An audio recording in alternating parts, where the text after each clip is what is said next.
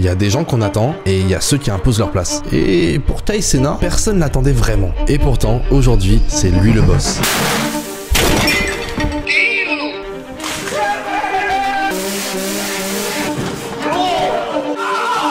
Aujourd'hui, on va parler de Kai Cenat et de comment il est passé d'un refuge de sans-abri au streamer le plus connu du monde.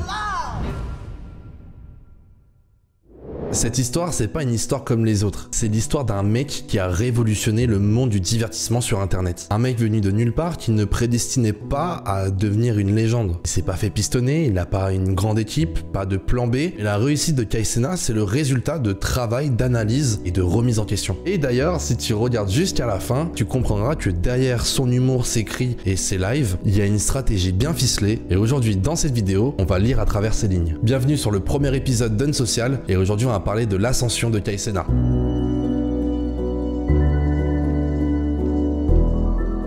Pour commencer, on va retourner dans les années 2000. Kai, de son vrai nom, Kailon Carlos Cenat III, un vrai blast de duc finalement, alors que le gars est né dans le Bronx. À cette époque, dans sa famille, sa mère, elle galère de ouf. Elle a 4 enfants, 4 tafs et 0 thune. Un jour, ils finissent même par rejoindre un refuge de sans-abri en Géorgie. Et Kai Cenat va grandir dans tout ça. Autrement dit, la misère. Là, pour le coup, t'as pas de privilèges, pas d'élite, pas d'espoir, rien. Juste du bruit, de la peur, du stress et des journées où il faut juste survivre. Mais Kai, chaque été, il a envoyé loin du Bronx, en famille d'accueil. En fait, il a rejoint un programme qui a été créé dans le Bronx pour aider les jeunes à s'éloigner des ghettos et pour pouvoir vivre une enfance normale. C'est là que par ailleurs, il va rencontrer Cathy. C'est la femme qui va l'accueillir chaque été et qui deviendra par la suite un peu une seconde mère pour lui. Bon, au final, est-ce qu'il est bon à l'école? Est-ce qu'il est bon au football US, à la NBA? Non, rien de tout ça, non. Il n'est ni bon à l'école, ni en sport et il est même pas populaire. Le genre d'élève qui est complètement effacé, qui n'a pas forcément beaucoup d'amis.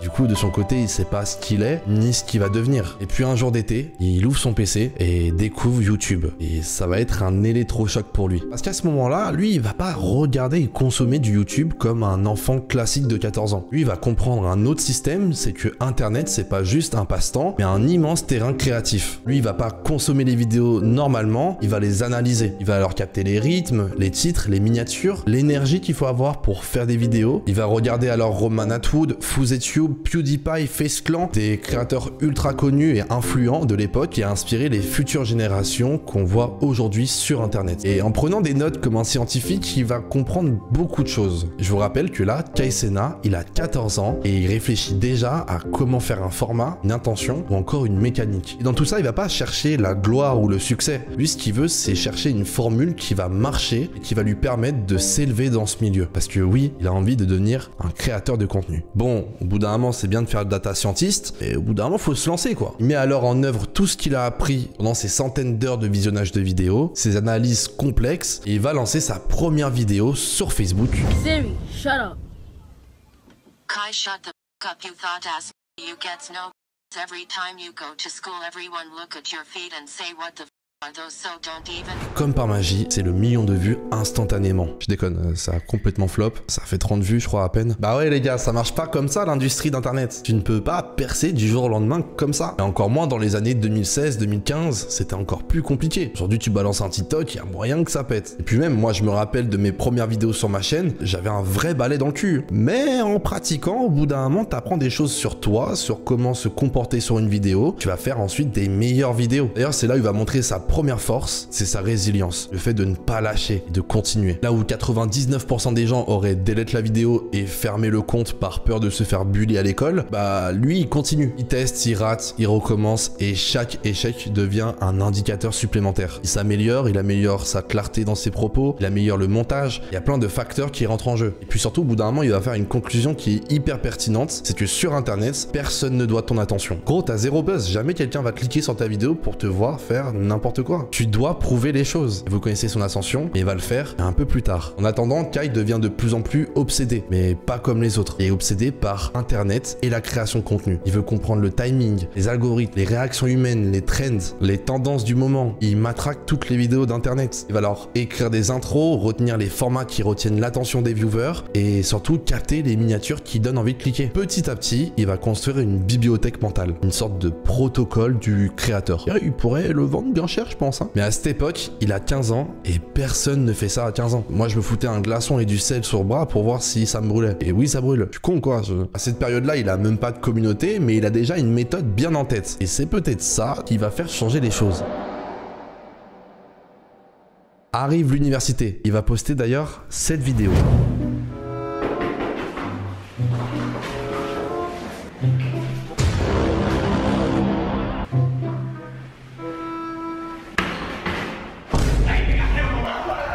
C'est cette vidéo qui va le faire exploser en une seule nuit. Et là, je rigole pas. Il va prendre plus de 30 000 abonnés en 24 heures. C'est énorme. Mais encore une fois, c'est pas un coup de chance. C'est une stratégie qui va être calquée sur la méthode de Roman Atwood, le créateur de contenu qui regardait à l'époque. Parce qu'à cette période-là, c'était assez trendy de faire des pranks. Je vous rappelle Birdie qui changeait de meuf toutes les semaines. Bon, je rigole.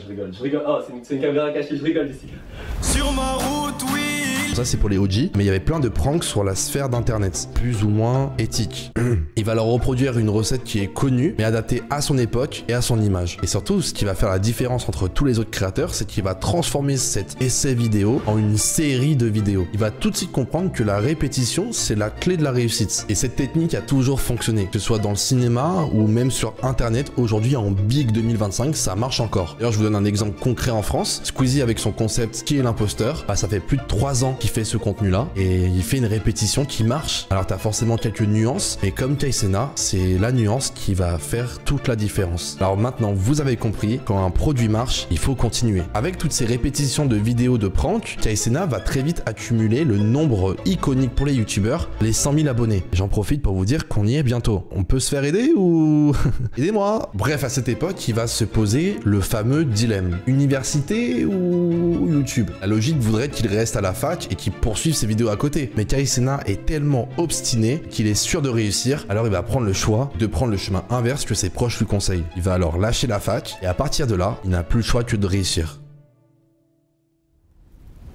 En 2020, il rejoint le collectif AMP, un collectif de créateurs avec une vision claire, créer plus grand que soi et s'unir pour faire de plus belles vidéos. Avec dedans Agent 00, Just Phanom, Doug Dennis ou encore Davis et maintenant Kai Cenat. Ils sont pas là pour se faire monter l'ego ou quoi que ce soit, ils sont là pour bâtir un empire et surtout un écosystème. Un peu à la façon de faire d'Amixem avec la Redbox anciennement ou plus récemment avec la Jackson Family dans le YouTube français. On les embrasse d'ailleurs. Ce collectif, c'est un boost mais aussi un cadre et une possibilité pour que l'audience s'attache au groupe et aux personnalités du crew. Ils s'entraident, ils testent des choses ensemble, ils se challengent et ils se donnent aussi des astuces entre eux pour faire évoluer leur projet. Bref, ils s'unissent pour être plus forts. Kai va trouver alors une scène, un rythme, une famille aussi, parce qu'ils vivent en colocation dans une maison à Atlanta pour vivre et manger et dormir YouTube. Ils collaborent avec d'autres youtubeurs, font des vidéos de plus en plus variées et Kai Cenat s'implante de mieux en mieux dans l'univers d'AMP et les abonnés l'apprécient de plus en plus. Alors leurs vidéos, c'est quoi? C'est des gros formats, mais pas des formats à la MrBeast. Sur leur chaîne, c'est complètement l'inverse. On prend plus le temps et la longévité fait qu'on s'attache plus au personnage que au concept final. Mais pour Kai, il manque un truc. Il faut encore un truc qui tape encore plus fort. Et je crois que vous avez compris, mais ce gros truc, c'est Twitch. Kai débarque sur la plateforme Twitch. Et là, c'est la révélation de, je pense, toute sa vie. Ce format-là, le format live, c'est un truc qui est fait pour lui. Parce qu'il n'y a pas de montage, il n'y a pas de filtre, c'est que de l'instantané. Et il est bon dans ça. Il parle, il improvise, il rigole, il crie, mais surtout, il a plein d'idées. Et les gens accrochent. Dès son premier stream, il fait plus de 1000 viewers, ce qui est déjà énorme quand t'es un YouTuber qui passe sur une nouvelle plateforme. Sachant qu'en plus, c'est du live et non du différé. Pas beaucoup de créateurs de YouTube arrivent à autant plaire sur un format live. Car c'est tellement différent, t'as pas le droit à l'erreur quand c'est du live. Tu peux pas te faire sauver par le montage, ou même sur la dynamique, si c'est trop lent, ça ne marchera pas. Et surtout, il comprend très vite que Twitch, ce n'est pas que du gaming. Parce que pour les consommateurs Twitch, vous savez très bien qu'il y a des choses qu'on fait dans la vraie vie, mais beaucoup vont faire du jeu vidéo finalement. Mais pour lui, le but, c'est de faire de l'entertainment de malade sur Twitch. Il crée alors des gros concepts, il réagit, il invite des célébrités, il transforme tout en show. Et c'est là que tout va prendre forme. Bon, ça peut lui arriver de faire aussi des jeux, mais s'il n'y a pas un concept très fort, il va pas le faire. Et c'est peut-être pour ça que ça a autant plu. Ah ouais, c'est tellement cool de voir des rappeurs débarquer sur Twitch, des gros artistes, même des humoristes.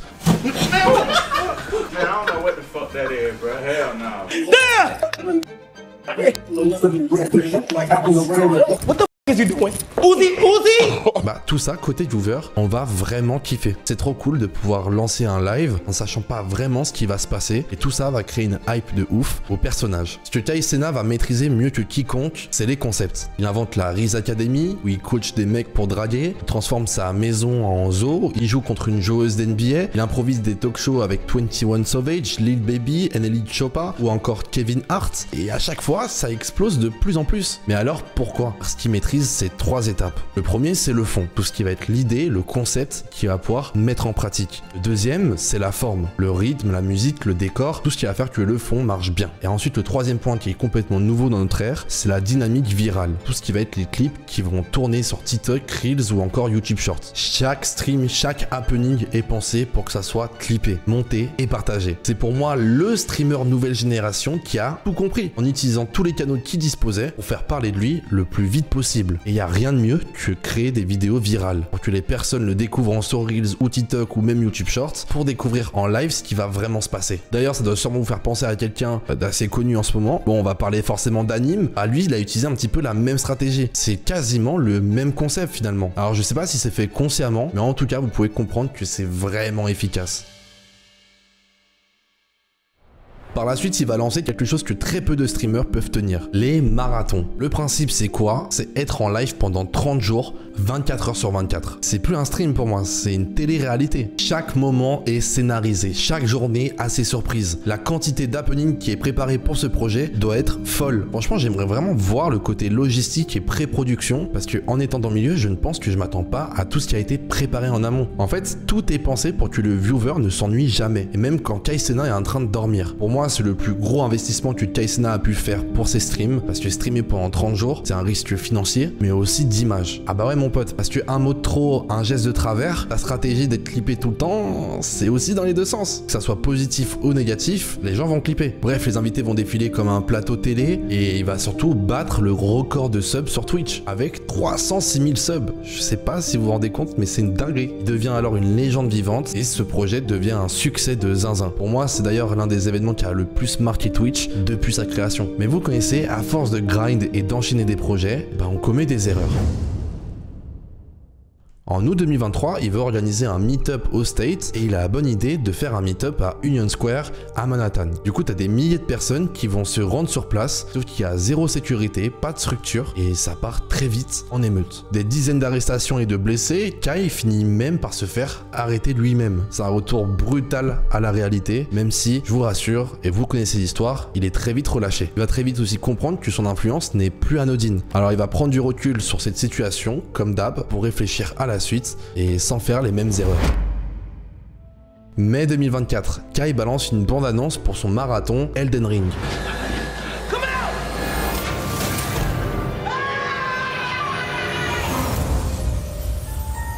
Le but, c'est que le live ne se termine pas du moment qu'il n'a pas fini le jeu. Et Elden Ring, c'est un jeu qui est ultra dur. Dites-vous, j'ai joué 1 heure, je suis mort 15 fois à peu près, ça m'a saoulé. Pour ce trailer, 45 personnes en production. Des VFX, des costumes, des bandes son, des cascades. Bref, ce stream se transforme en cinéma en direct. Il va surtout transformer sa chambre en un véritable décor. Et c'est ça qui va devenir un peu sa marque de fabrique. Parce que par la suite, il va faire la même chose pour Minecraft, Wukong, Mario et même pour Batman. Regarde-moi ce décor, frère, il est juste incroyable. C'est quoi ça? Et tout ce qui est aux US va forcément inspirer la France. Quand je parle de ça, moi je parle des lives RP de Amine sur Red Dead Redemption 2 où il avait créé aussi tout un décor. Pour moi, tu peux facilement faire le lien. Mais moi, je trouve ça hyper cool parce que Amine refait le même procédé mais sans faire du copier-coller. Par ailleurs, je préfère vous le dire, mais généralement, c'est rare de voir un Français qui arrive à faire une idée novatrice. Très souvent, c'est inspiré du système américain. Ça fait chier, mais c'est comme ça. Bref, après ces arcs marathon, Elden Ring, Batman et compagnie, il va faire le Mafiaton 2. Il va louer une villa à 55 millions de dollars. Dedans, il y a 67 caméras et une équipe de 5 techniciens pour faire vivre le live 24 heures sur 24. Un vrai Truman Show, mais volontaire. Et c'est quoi la chute du coup? C'est qu'il va doubler son propre record sur Twitch. Le gars s'auto-bat des records. Il va passer alors de 300 000 subs à 700 000 subs sur Twitch. C'est fort, vraiment très fort. Et dedans, ces streams, c'est du grand n'importe quoi. Il y a même un robot sous intelligence artificielle qui va vivre avec lui et qui va ramener encore plus de contenu.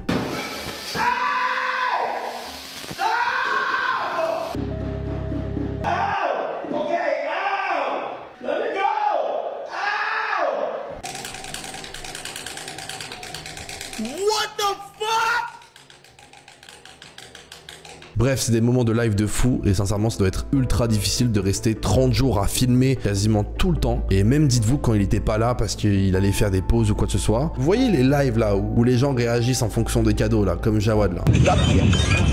So kawaii, Oni-chan. En gros, il a pris un pote et il était habillé en Spider-Man. Et il réagissait toute la nuit. Il a des bons potes quand même, hein. Bref, encore une fois, il part d'une traîne existante qui a déjà marché et réimplante les codes d'internet à sa manière.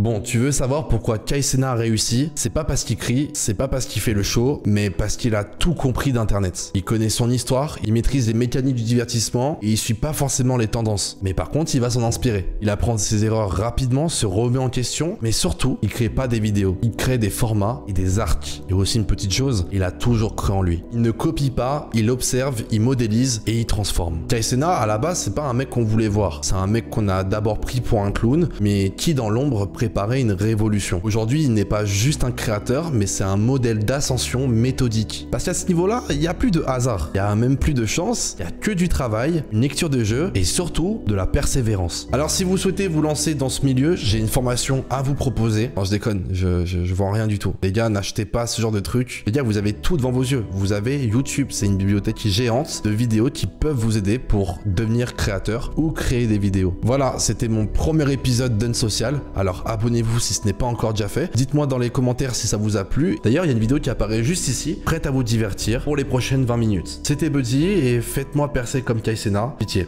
pitié les gars. Ciao.